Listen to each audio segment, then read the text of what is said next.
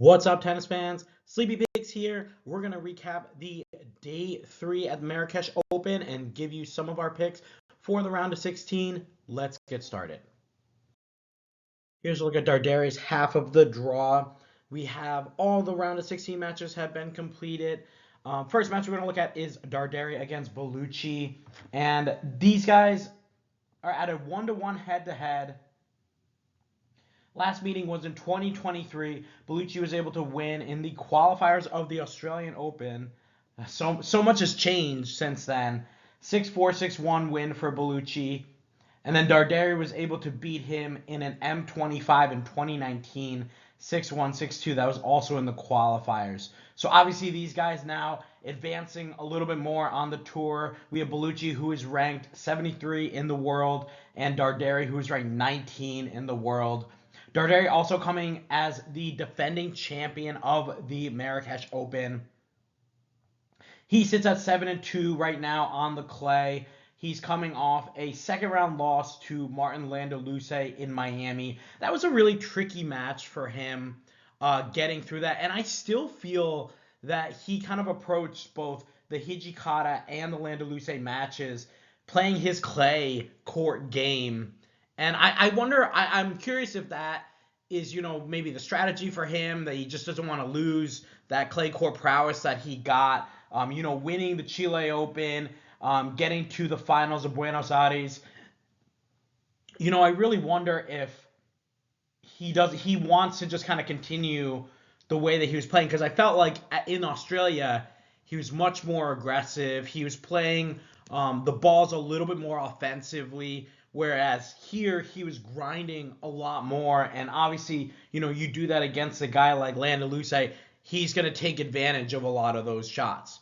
So tough 3-set loss there for him. Bellucci, on the other hand, just won his first match on the clay against Bennani. And we talked about, the Moroccan players having a lot of success here at the Marrakech Open. It's been awesome to see. And Bennani almost came close to beating Bellucci, and that would have been great to see them go 3-0.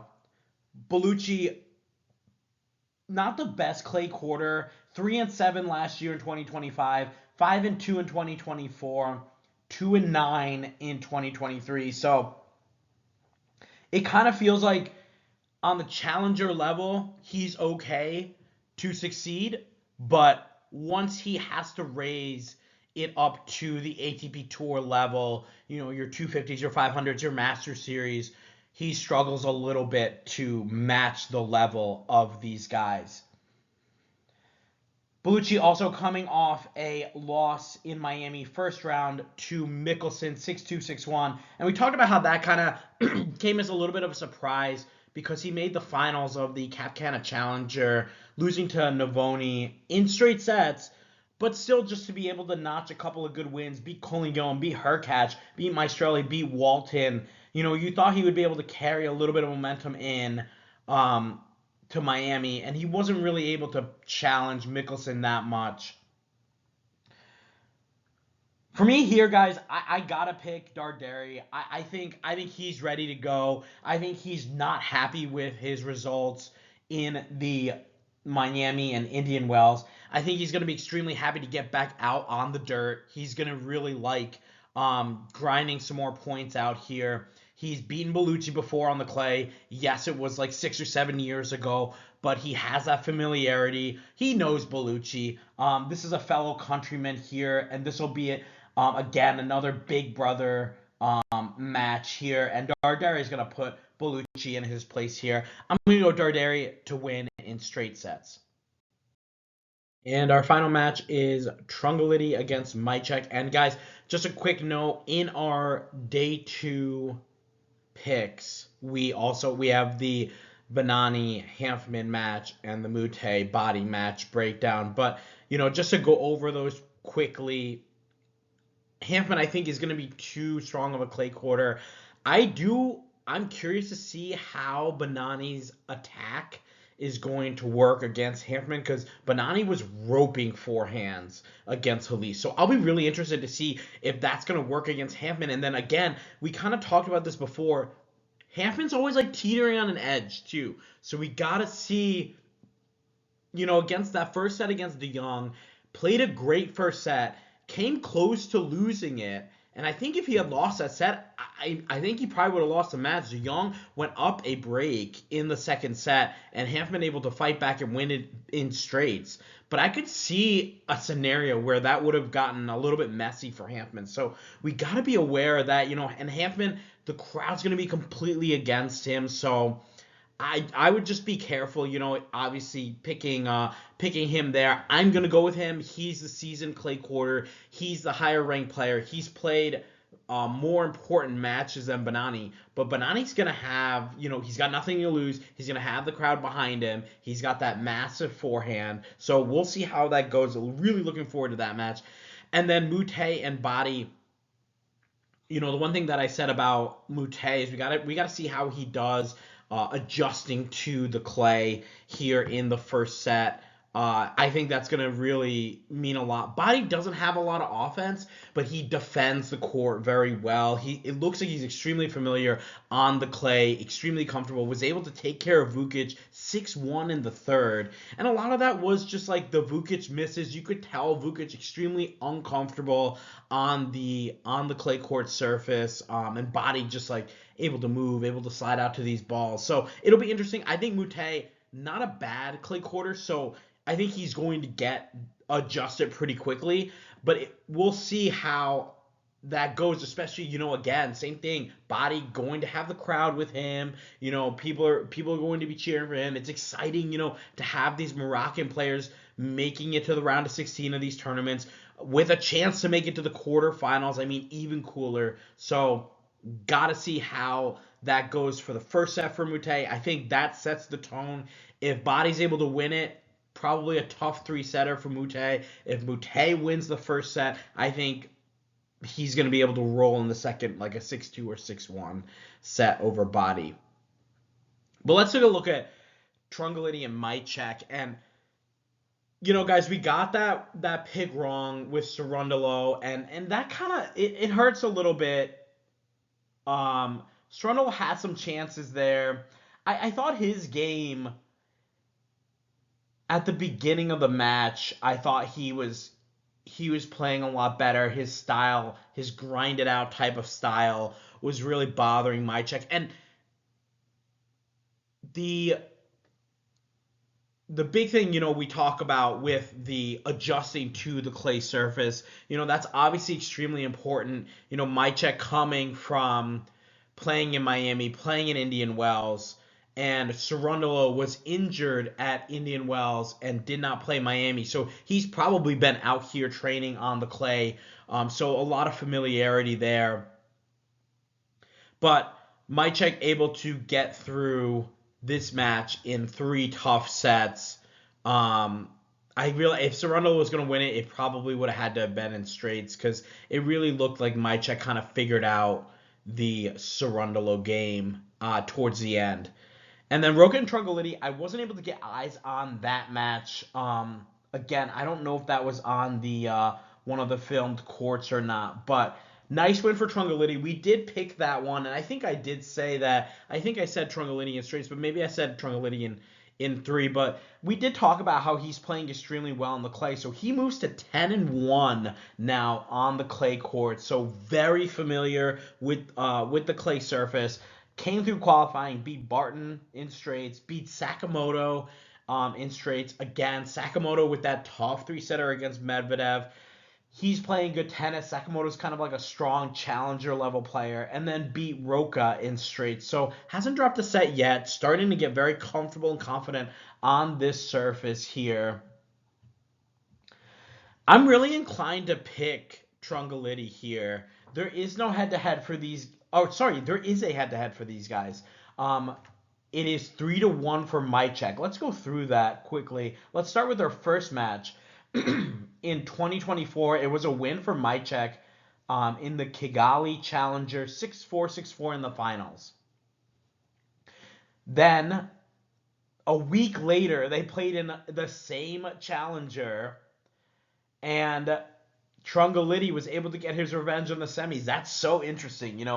both guys playing in the finals and then saying, you know what, we're going to run it back and see if we can win it again next week. And Tungelliti able to win that in the semi 6-3, 6-4. Then they met in qualifiers of Melbourne, and Majchrzak was able to win that 3-6, 7-6, 6-3. And that doesn't surprise me. You know, Majchrzak, a much stronger hard quarter. He likes the pace when it's given to him. He can redirect and move the guy around. And then they met last year in 2025 in Marrakech here in this tournament. In the qualifiers, Majchrzak was able to beat Tungelliti 6-4, 6-3. So some history for these guys for sure. And let's not forget that Majchrzak was able to get out of qualifying last year and make a little bit of a run here, getting all the way out to the semifinals, losing to Griekspoor. So he did have a nice run. Actually didn't lose a set until he got to the semifinals, and then he lost 7-5, 7-6 to Griekspoor. So gotta look out for him here. Let's take a look at how Tungelliti's done in this tournament. Oh, he's only played so 2025 was his only tournament here. Lost to Majchrzak. Tungelliti's going on 5 hours on court, so we do have to kind of look out for that. He's a little bit older, 36 years old. You know, sometimes it takes a little bit longer for the body to recover from these tougher matches, but he's won every match in straight, so hasn't really had some of these grueling matches. But I'm going with Tungelliti, guys. I know he's 1-3 in the head-to-head. His one win was, you know, a second bite at the apple in the second week of a challenger where Majchrzak probably a little bit tired. Tungelliti's played just as many matches though, in that scenario.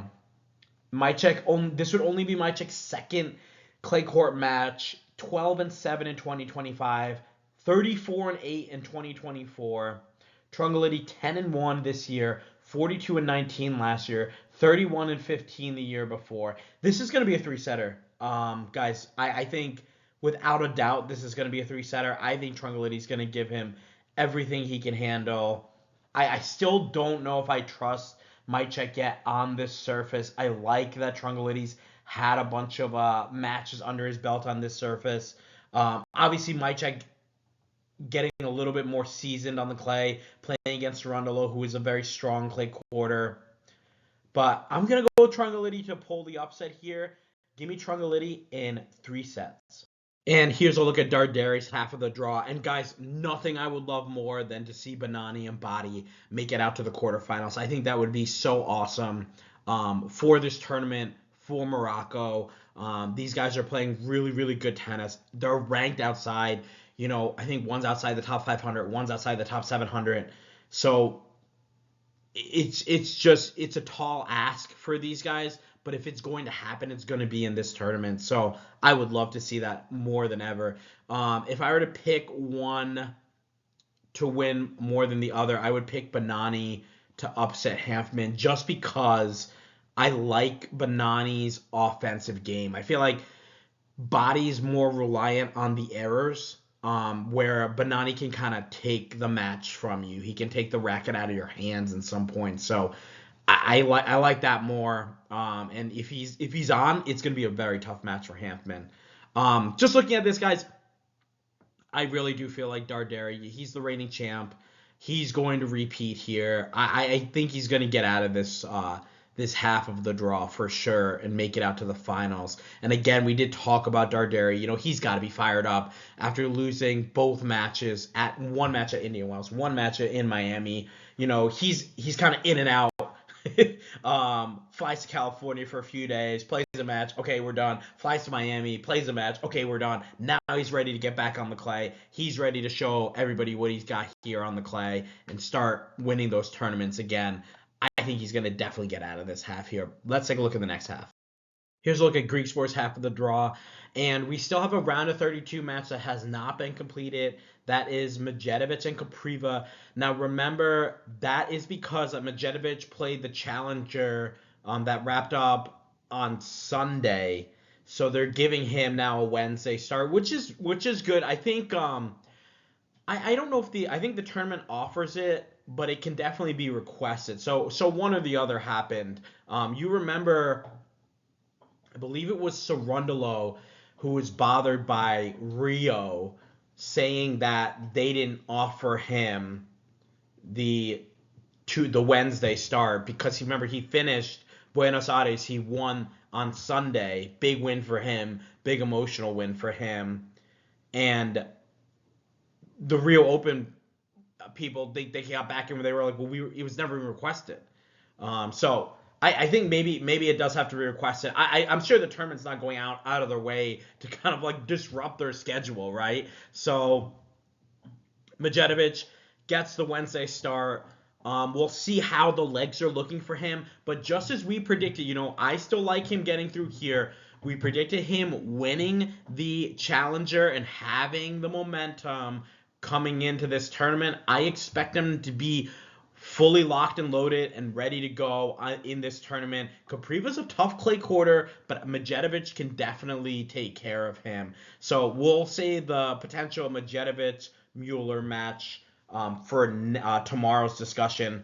Let's take a look at Jodar and Machac. Wasn't able to get eyes on the Jodar and Lajovic match. Again, there's a few courts here that aren't streamed, so a little unfortunate there, but that's okay. We'll take a look at these guys once we get to the later rounds. They'll all be on the TV courts. So looking at this Jodar Machac matchup, they have not played before.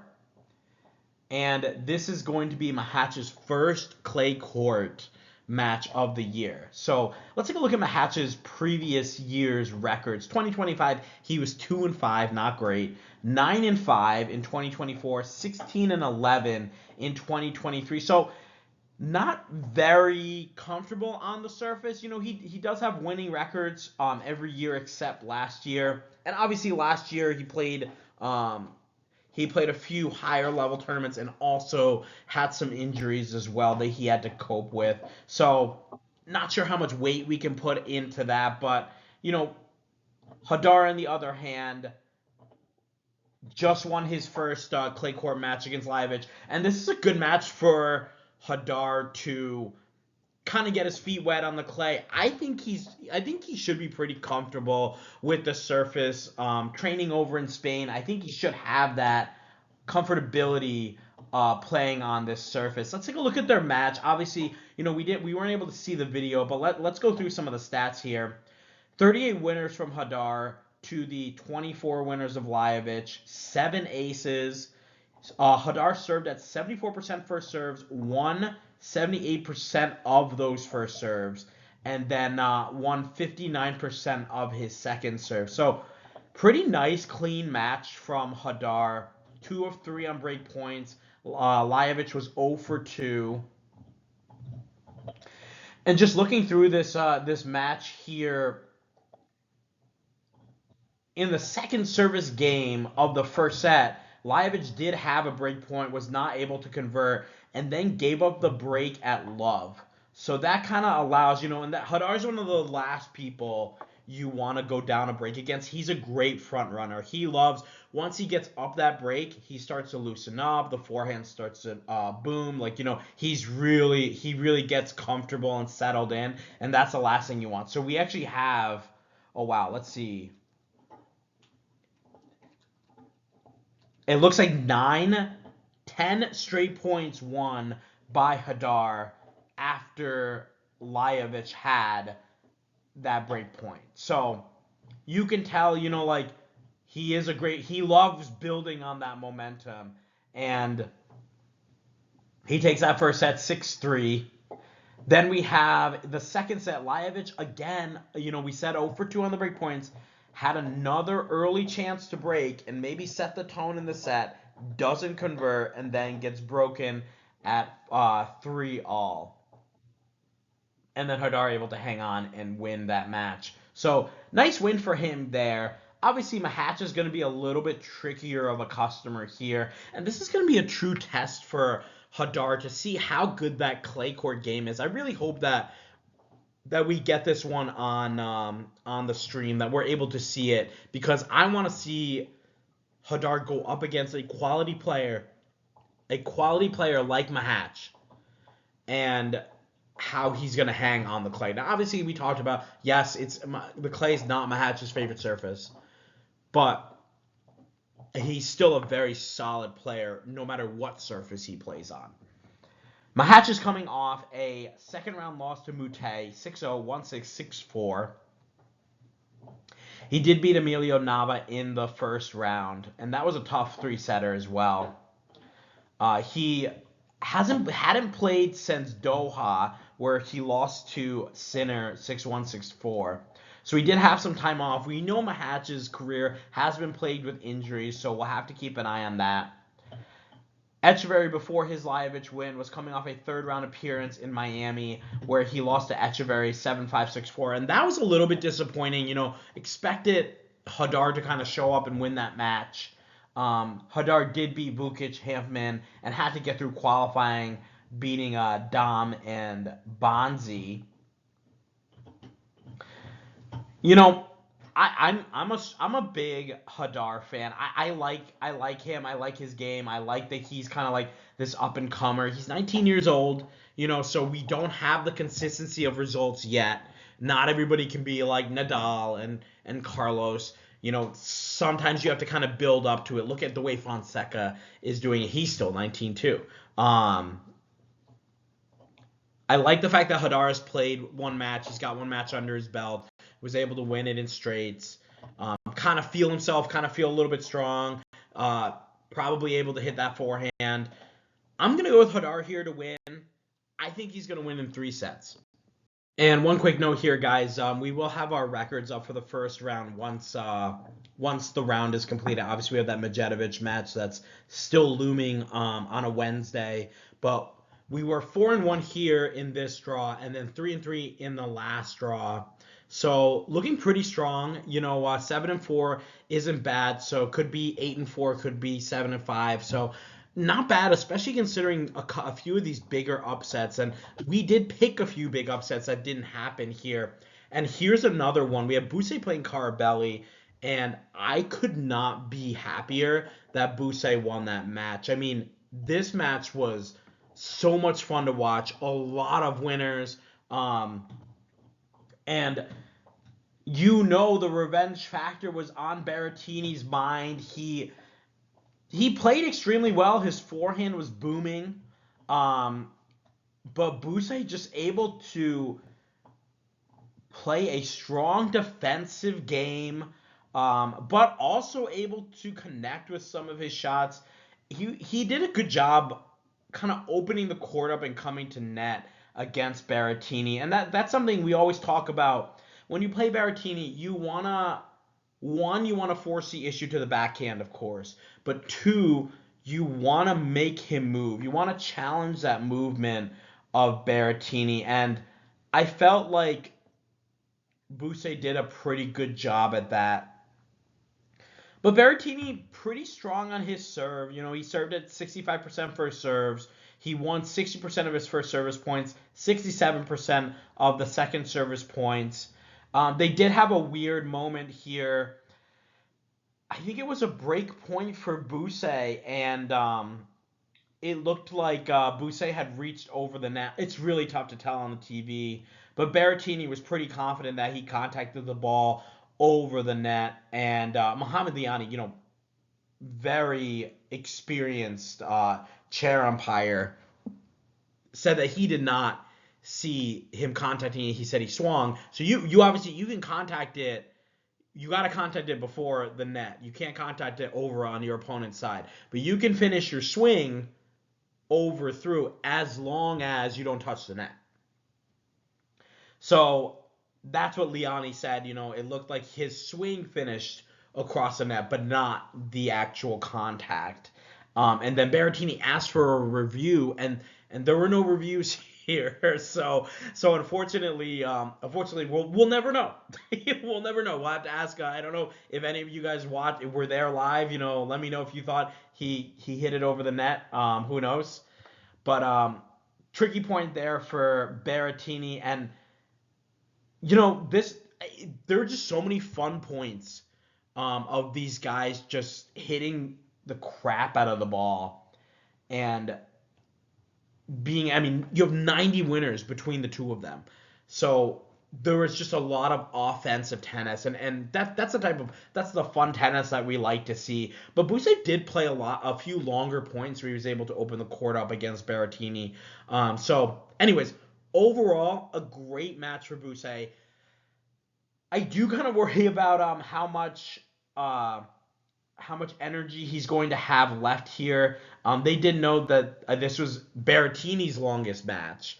I think his second longest was the Mannarino match where he was cramping.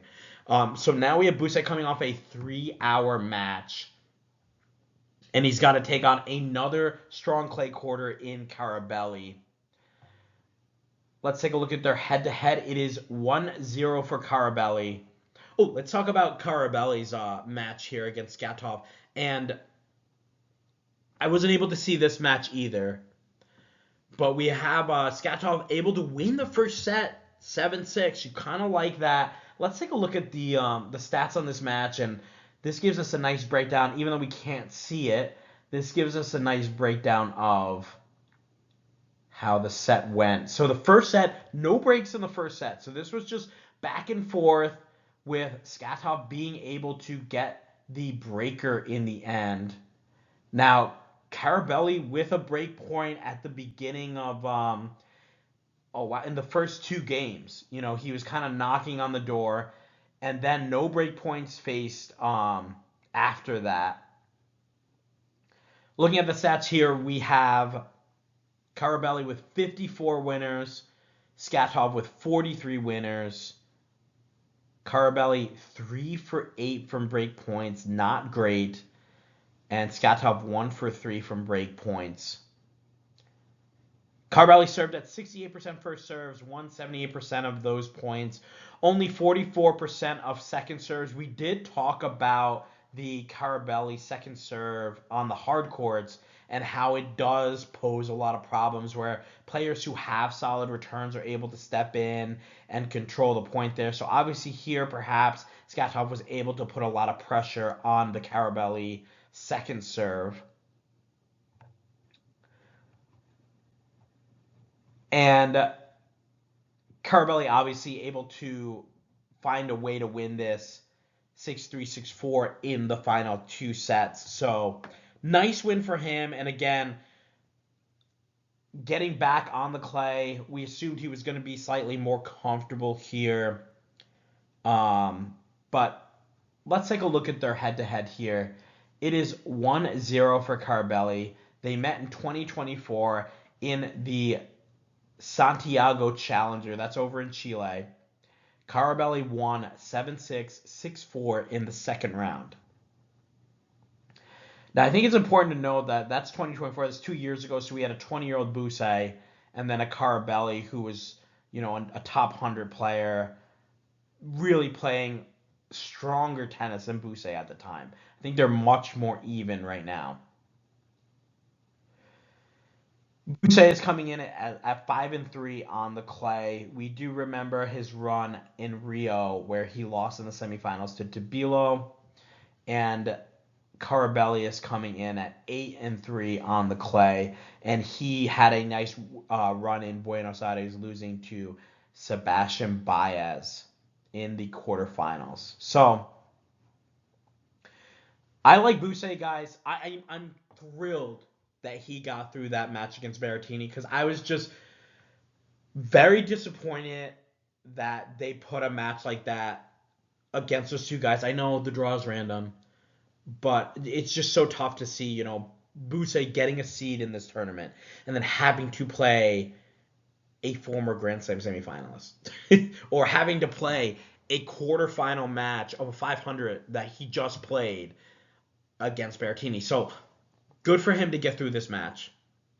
And I'm picking Buse to win this match. I thought his clay court movement is amazing. His power is amazing. He's able to open the court up and move to net. This guy's got it all. And I can't wait. I hope he's going to be able to maybe make a run at one of these Master Series to potentially get a seed at Roland Garros. I don't think it's that likely. He's sitting at 59 right now, so he would have to jump probably 25 ranks to really make to get in there. Winning Marrakech is a huge start for sure if he's able to do that. I'm gonna pick him to get through this match. I think it's gonna be straight sets. He just was tested. I think he's gonna be ready to go here. Give me Buse in straights. And our final match is Talon Griekspoor taking on Van Assche. And Van Assche looked pretty good today against Gaston. Gaston definitely trying to challenge the movement of Van Assche. We saw a lot of drop shots. We saw him. He doesn't have the power that Van Assche has. Like he can't really kind of take the racket out of your hand. So he's got to do it a little bit savvier than a guy like Van Assche would. But I was really impressed with Van Assche. I've only seen a couple of his matches on the challenger level, but he looks strong here. Playing a fellow Frenchman, obviously, these guys were pretty close in the rankings with each other. So for Van Assche to kind of win that match and advance to the next round is a big accomplishment for him. A match in the 250s means a lot. Now, Van Assche has he's coming off a loss in the qualifiers of Miami to Yannick Hanfmann in a tough three-setter there. And it really always just feels to me like I always see his name in the qualifiers, and he's just never able to get over that hump. So it's good to see him kind of winning around here in a 250. Now he takes on Talon Griekspoor, and this is going to be a much taller task than Gaston. Griekspoor hasn't played since Dubai back in February. He was hurt with a left leg injury against Rublev in the semifinals and had to withdraw in the finals against Medvedev. And that was a little unfortunate because both guys, Medvedev and Griekspoor, now we remember Medvedev obviously making that run at Indian Wells, but both Medvedev and Griekspoor playing good tennis, so it would have been a really, really fun match to watch, but wasn't able to happen. Griekspoor also making it out and losing the quarterfinals of Rotterdam to Felix. And that was a straight set match. On his way to the finals of Dubai, Griekspoor was able to beat Bublik, Mensik, and Rublev. So nice trio of guys to beat. He hasn't played a match on the clay yet this season. In 2025, he was 13-8. In 2024, he was 8-8, and in 2023, he was 3-5. He did have a nice record in 2021 where he was 36-10. So we'll keep that in the back of our mind. Van Assche, on the other hand, 1-0, obviously with his one win over Gaston this year, and then 2025 he was 15-12. 2024 was 8-10. 2023 he was 15-11, and in 2022 he was 40-20. So a lot of matches on the clay there. He definitely has some comfort. I don't know if I would necessarily say he prefers this. I think he prefers the hard courts for sure. Looking at Griekspoor's record here at this tournament, he made the finals losing to Darderi last year. So he does like this surface. He does play well. He beat Carreño Busta, Bellucci, Majchrzak to get to the finals, losing 7-6, 7-6 to Darderi. And this was a really interesting. I remember watching this match, and Griekspoor had a lot of opportunities to win it, but Darderi just too tough of a clay quarter to for Griekspoor to handle. No head-to-head for these guys. I have to go with Griekspoor here. I think it's going to be a straight sets. For me, this is a big step up for Van Assche, and we're talking about now the number 30 ranked player in the world. So if Van Assche really wants to have a chance to win, to make a difference and make a dent in some of these bigger level tournaments, he's got to show us here. If he loses 2-2 to Griekspoor, then it just feels like, okay, back to the challengers with you. But if he's able to get, like, maybe take a set, or go like 5-6, 4-6 with Griekspoor, then I think he'll start to gain a little bit of respect there, and he'll definitely gain the recognition of France obviously tons of wild cards to give out, not just in their own tournaments but also some tournaments as well. I think there's a few tournaments also in America that France is able to get a few wild cards to put their guys in. Maybe Van Assche is going to be able to be one of those guys. So this is a big match. This is a pretty important match for him. So I expect him to play, 110% here in this match to try to get the upset. But I think overall, I think Griekspoor is just going to be too strong for him. I'm going to say Griekspoor wins this one in straight sets. And here's a look at Griekspoor's half of the draw with our picks. Obviously, we're still waiting on that Medjedovic pick to come out. This is a longer video, guys. You can tell I'm like very excited about some of these matches coming up. I like seeing these some of these guys, especially I like seeing the challengers kind of move in and start to play against some of the big guys here, like your Griekspoors, your Darderis, your Machaches. And then I like seeing guys like Buse. He's got a seed here, so he can make a little bit of a dent in this tournament for sure. One more thing to know about Van Assche that I didn't say was he did win, I think it was the Junior French Open over Arthur Fils. So he's got a lot of experience on the clay. He's beaten stronger players. He just hasn't been able to make that step up yet. And I think, he's only 21 years old. We're going to see him make that step in the next few years. Who knows? Maybe it happens tomorrow and he beats Griekspoor. So we'll have to see that. Let me know your picks, guys. Would love to hear from you. Share your picks in the comments. Thanks again for watching, guys. Make sure you like and subscribe. Share your picks in the comments. Share the video. We got another video out for Bucharest. We got another video out for the Houston Open. So make sure you check those out as well to keep up on everything tennis.